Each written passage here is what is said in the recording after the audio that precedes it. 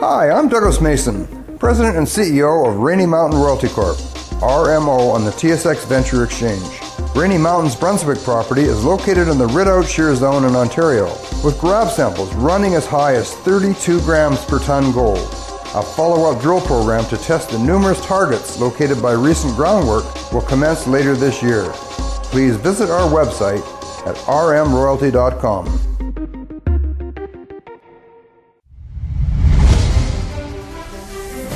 Welcome to the Goddard Report. Comments made on the Goddard Report and TalkDigitalNetwork.com are an expression of opinion only. Here is Jim Goddard. My guest is investigative reporter Spencer Fernando. You can find his articles at spencerfernando.com. Welcome back to the show, Spencer. Good to be here.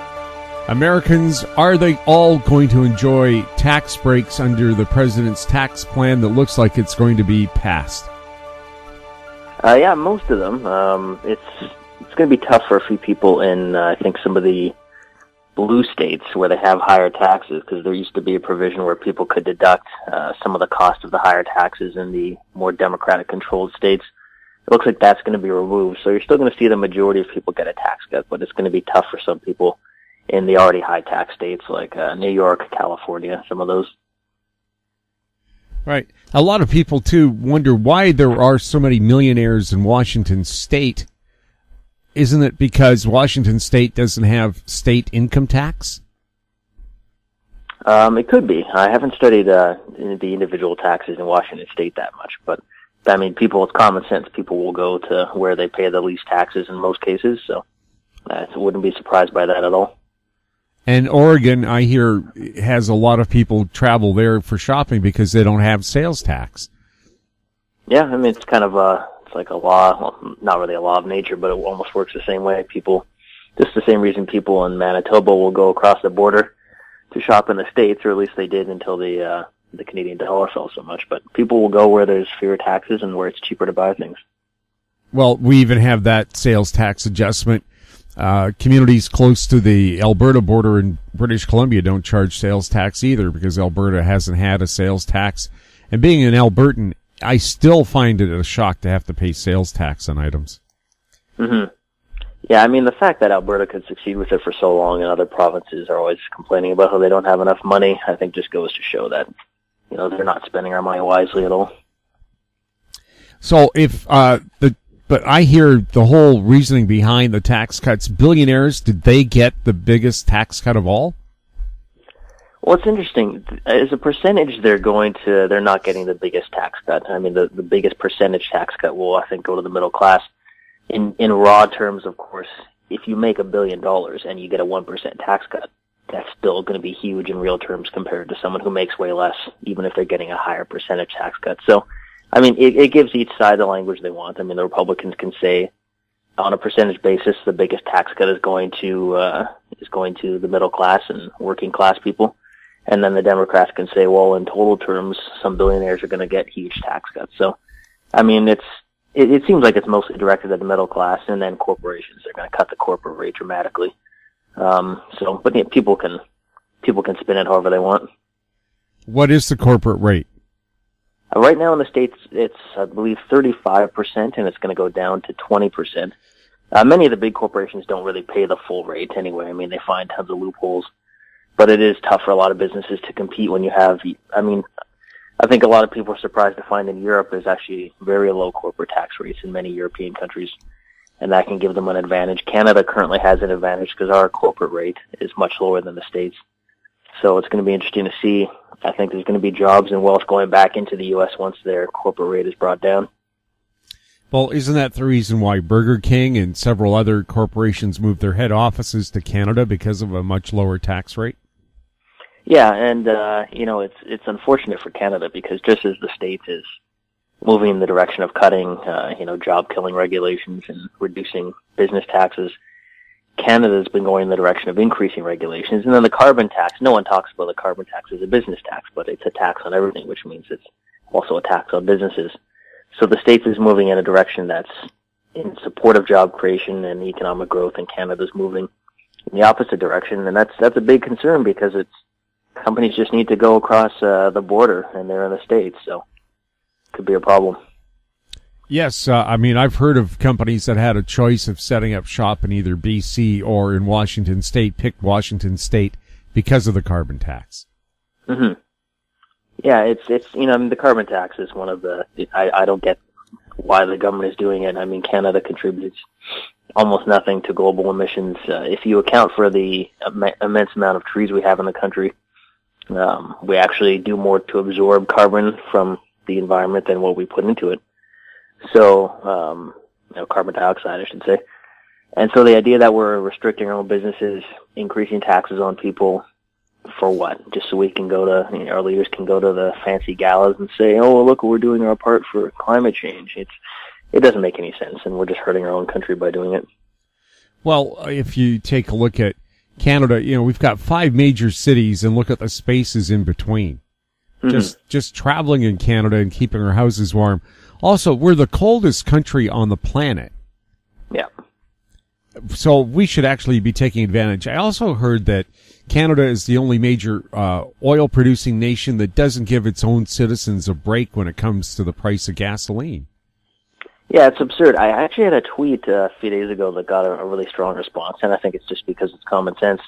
If you look at 2 things Canada has, which is abundant land and tons of oil. So 2 things in our country should be very cheap. Energy should be extremely cheap, and housing should be extremely cheap. Instead, we have a housing market that's gotten out of control if you look at the prices. And then you have, oil prices and gas prices in Canada that are really, we pay more than they do in the States. We should be totally energy independent. We should have very low energy prices for people, which would be a huge boost to the economy. Cheap energy and economic growth often goes hand in hand. And the fact that we don't just shows that our leaders really meddle in things way too much. They create land use restrictions, they put taxes on everything, they restrict production, and we end up paying the price. We'll have more with Spencer Fernando right after the break. Aven Resources Limited is a gold exploration company with significant projects in British Columbia, Saskatchewan, and the Yukon. Trading on the TSX Venture Exchange, symbol ABN, and the pink symbol ABN-AF. Surrounded by world-class gold deposits and mines, Aven's 23,000 hectares Forest Kerr Gold Project is located in the heart of the Golden Triangle in northwestern BC. For more information, visit us at avenresources.com. I'm Larry Ray, President and CEO of American Manganese, Inc., listed on the TSX Venture, ticker symbol AMY, A-M-Y, with proprietary patents in the U.S., China, and South Africa. Our focus is on recycling lithium-ion batteries for electric vehicles. China recently legislated the responsibility for recycling onto their electric vehicle manufacturers and importers. For more information, please visit AmericanManganeseInc.com or phone me, Larry Ray, at 778-574-4444. Welcome back. We're chatting with Spencer Fernando.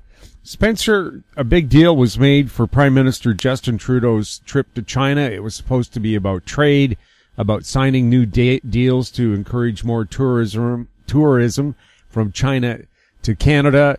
It looks like all he's going to accomplish is maybe encourage more tourism because the free trade aspect is falling apart as we speak. It looks like it. I mean, personally, I'm glad that it's falling apart. I really don't think there's such a thing as free trade with China. I mean, they're a government-controlled economy. They break all the trade rules. I mean, China, I'll give them credit for their leaders are very smart at manipulating other countries. Because what they do is they talk the language of globalization and, protectionism is terrible and we don't want to do what the States is doing with trade restrictions. So they say all the right things, that people in all the capitals want to hear.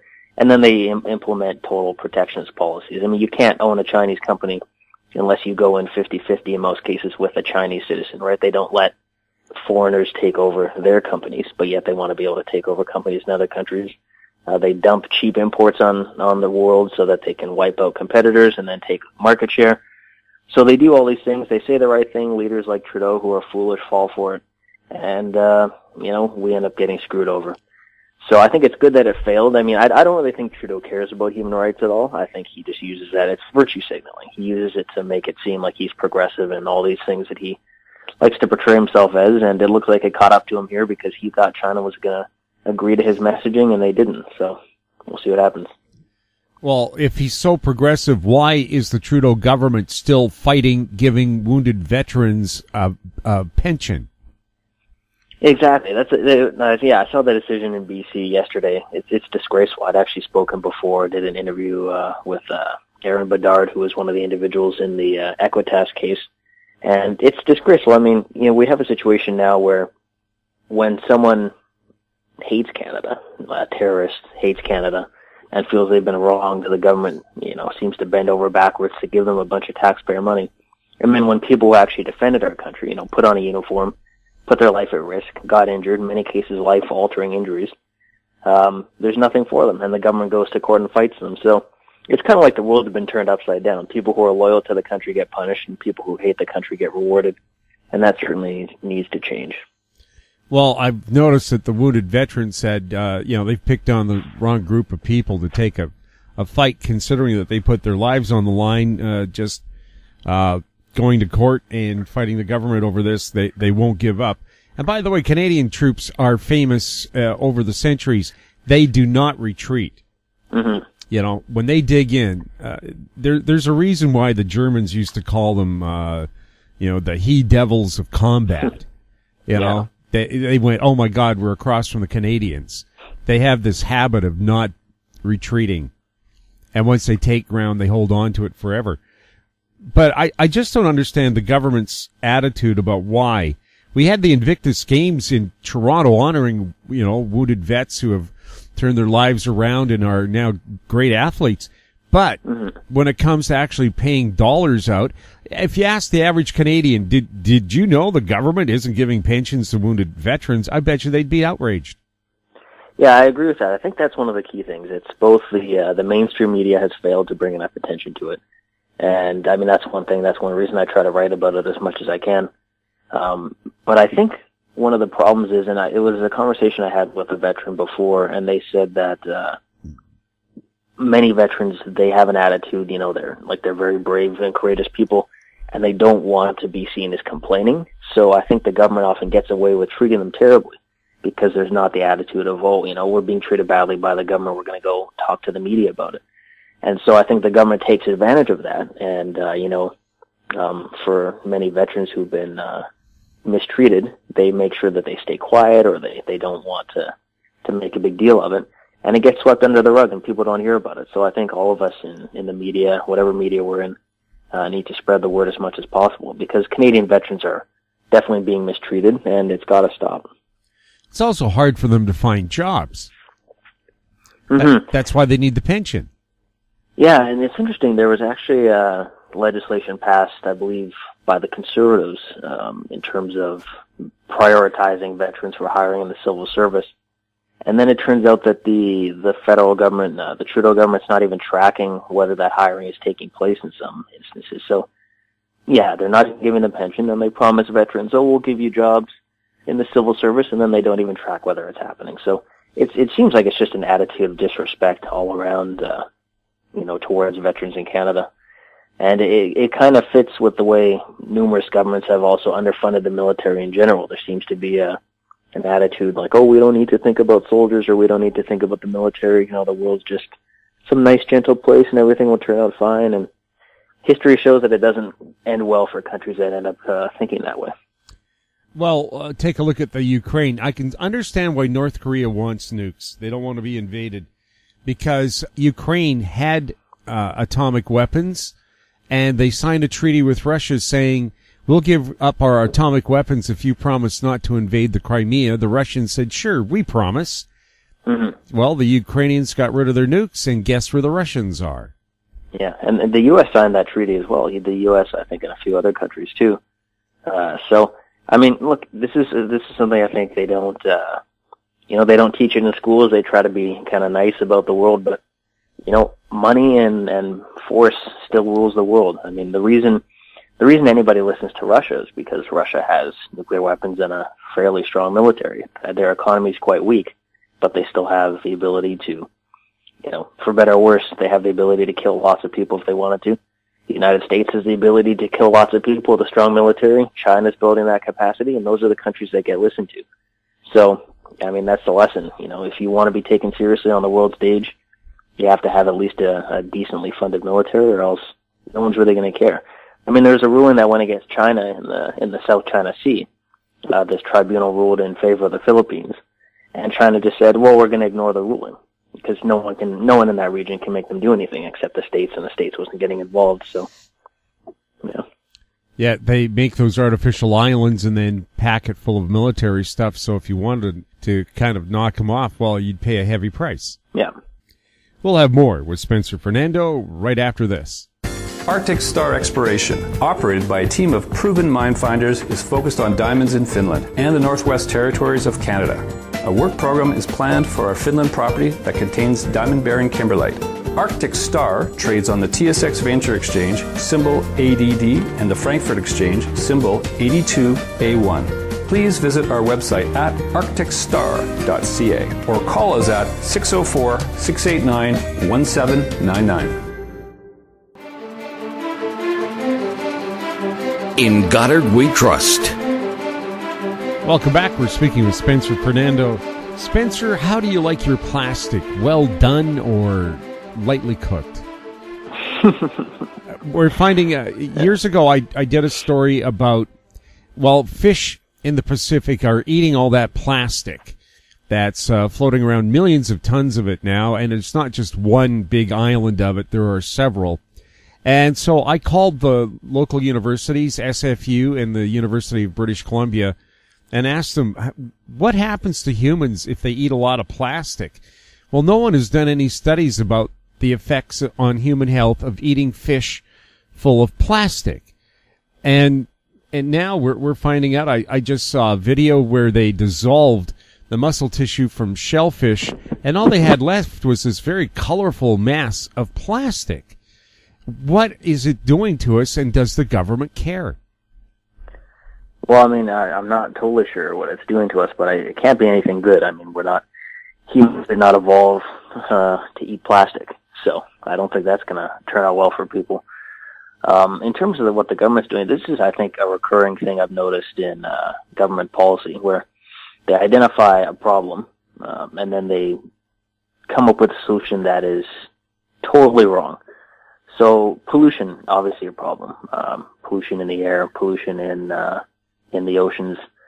The solution to that, obviously, is to have, to make sure that we're tracking pollution and that we're looking at companies or groups that are polluting, and we take steps to do that. Instead of actually taking targeted steps, so the government just imposes a carbon tax, which is just, they used it as a way to say we're dealing with pollution. What it actually does is it just takes money out of everybody's pocket. So it's a total fraud, but it's a way for them to look like they're doing something. We have, in some ways, we have weaker policies in Canada in terms of actually punishing people who break pollution laws than they do in the States. And that's another thing you see in the government a lot, is there's already laws on the books to deal with problems, they just don't enforce them, then they ignore the laws, or they're weak on enforcing them, and then they create some new tax to deal with the problem, as they say, and it just gets worse. So, yeah, I'm not surprised the government's not really looking into this stuff, because they don't see it as a tax grab. Also, what about radioactive fish from Fukushima? Do they have Geiger counters there? So when the fish is hauled in, do we know we're getting radioactive free fish? Apparently they have signs in Hawaii now saying we didn't catch this fish locally because it could be radioactive. Yeah, I'm not sure about that, but I mean, tons of that pollution or the radioactive material, I'm sure, must have gone into the ocean. So there's definitely some radioactive fish swimming around, I'm sure. Because I remember the environment minister in BC saying at the time of Fukushima, we're monitoring. But years and years later, of course, do they still have the radiation monitors out there? And, if we went down to the local fish market with a Geiger counter, what would we find? Yeah, I'm not sure if they're still monitoring that, but given what we've seen with the lack of tracking many things in the government, I wouldn't be surprised if that's already fallen by the wayside. And also when you said lack environmental rules, the Mount Polley spill in British Columbia where millions of gallons of polluted tailings from a mine, the dam broke and it spilled and it ripped out, tens of miles of riverbed and so on and polluted it. Nobody was killed, thankfully, by that wall of mud. But there has been no penalty for that, and apparently there was a 2-year time limit to lay any charges, and the NDP government had the chance to do it, and they've ignored it as well. Yeah, I think that's one of the recurring problems. Is there are clearly people who act in a way that's very reckless with regard to the environment, and it causes real problems and real suffering for people. So I think there needs to be tough measures to go after those who do break the laws. But instead of doing that, the government just takes the approach of imposing a carbon tax on everybody, and then they say, "Oh, we're dealing with the problem because there's a carbon tax." Well, that doesn't do anything about people who are still breaking the laws. It just takes money out of the rest of the people's pockets and puts more money in the hands of government and politicians. So I think it would be nice if more and more people started talking about that, because I think people need to wake up to the gap between the government pretending they're doing something about the environment when they're really just taking money from people, and then the truth that a lot of things are actually not being dealt with. People always thought Canada had tough environmental laws. I also remember the Harper government running these ads on television saying we've doubled the penalties for environmental violations on Canada's coast. At the same time, they had fired all the people who enforced those regulations. Yeah, I'm not sure if they fired everybody, but I know they did reduce certain departments in government. Yeah, I think what needs to happen is there needs to be a focus on people who are breaking the laws. I don't think anyone in the country has any problem with, punishing people who break environmental laws.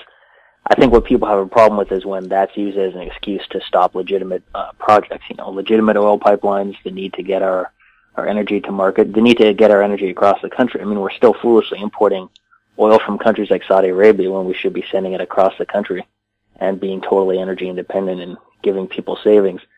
And then politicians use the environment as an excuse to impose a carbon tax. So I think the money they spend imposing a carbon tax would be better spent on having people looking for actual violations of environmental law and punishing that, instead of just using it as an excuse for big government. Spencer, anything else you wanted to bring up today? No, I think that's all for now. It's just going to be interesting to see, I think, what happens with Canadian businesses if the U.S. does approve their tax cuts, as it looks like it will. It's going to be tough. If our closest neighbor is moving in a more pro-jobs, pro-economic growth direction, and we're moving the opposite way, I think that's going to have serious consequences. And we already have the highest household debt in the world, so we're not an economy that has much room for any serious problem because it's very fragile. It's based on a lot of debt, and as we've seen in other countries, once that bubble bursts, it goes very badly very quickly. Spencer, thank you so much for being on the show. Thank you. My guest has been investigative reporter Spencer Fernando. You can find his articles at spencerfernando.com. You're listening to the Goddard Report on TalkDigitalNetwork.com. Find us on Twitter at TalkDigitalNet. If you have any questions for our guests or the show, you can send them to info@howstreet.com. I'm Jim Goddard. Thanks for listening. Comments made on the Goddard Report and TalkDigitalNetwork.com are an expression of opinion only. The Goddard Report is available online and mobile at TalkDigitalNetwork.com. The Goddard Report is a production of How Street Media Incorporated.